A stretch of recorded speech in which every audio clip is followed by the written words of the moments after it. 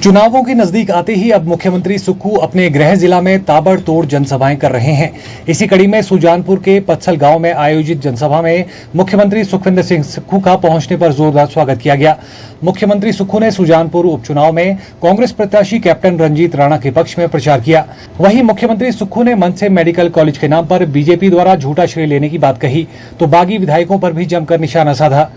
मुख्यमंत्री सुखविंदर सिंह सुक्खू ने हमीरपुर में मेडिकल कॉलेज पर अनुराग ठाकुर के बयानों पर पलटवार करते हुए कहा कि अगर बीजेपी मेडिकल कॉलेज लाती तो उसका नाम दीनदयाल उपाध्याय मेडिकल कॉलेज रखा जाता। उन्होंने कहा कि सांसद मेडिकल कॉलेज के विषय में बिल्कुल झूठ बोल रहे हैं। वहीं मुख्यमंत्री सुक्खू ने कहा कि अपने ही विधायक अपने ही जिला के मुख्यमंत्री के खिलाफ हो गए और खिलाफ होने का कारण है बीजेपी का सामान से भरा अटैची। उन्होंने कहा कि इन बागियों को सबक सिखाना जरूरी है और 1 जून को वोट डालते समय वोट की अहमियत को ध्यान में रखकर मतदान करना होगा। उन्होंने कहा कि ये चुनाव ईमानदारी और बेईमानी के बीच का चुनाव है। मेडिकल कॉलेज मैंने लाया यहाँ जोल छप्पड़ में, अगर इन्होंने लाया होता तो उसका नाम राधा कृष्ण मेडिकल कॉलेज हमीरपुर नहीं रखा जाता। राधा कृष्ण हमारे कांग्रेस पार्टी के नेता थे तो रखा जाता दीनदयाल उपाध्याय मेडिकल कॉलेज। झूठ बोलते हैं वो सांसद। मैं लाया हूं उसको 3 मार्च 2014 को।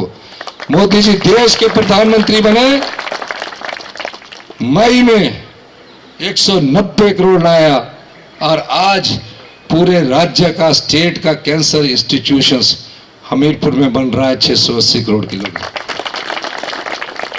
जयराम जी 5 साल मुख्यमंत्री रहे।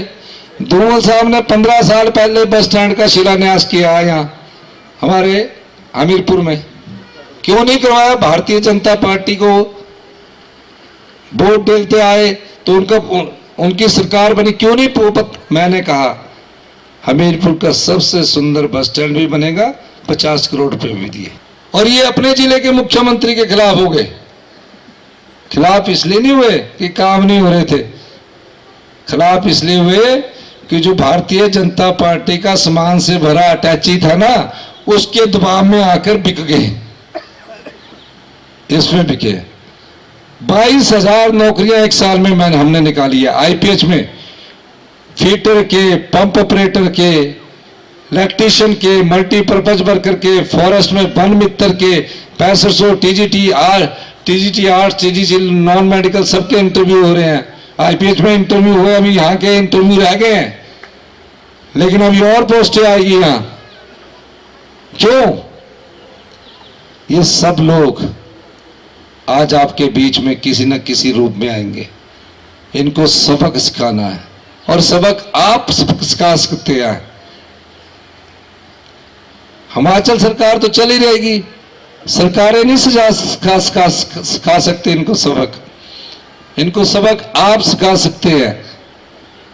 1 जून को जब आप वोट डालने जाइए तो ये देखिए कि आपके वोट की अहमियत रहनी चाहिए। आपके वोट से जो विधायक चुनकर जाता है वो कभी ना बिके। ये जो 3.5 साल का जो इलेक्शन है, ये ईमानदारी और बेईमानों के बीच का इलेक्शन है।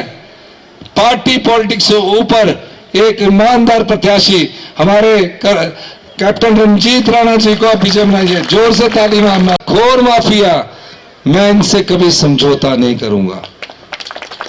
और इनके जो बिके हुए रिकॉर्ड आ रहे हैं हमारे पास सारे, सुप्रीम अभी हाई कोर्ट में गए हैं बेल लेने के लिए।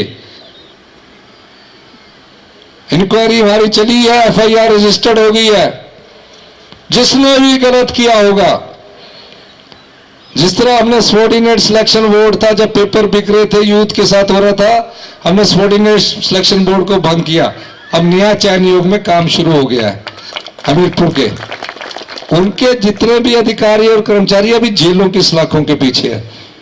जिन्होंने भी षड्यंत्र किया है वो सब जेल की सलाखों के पीछे जाएंगे।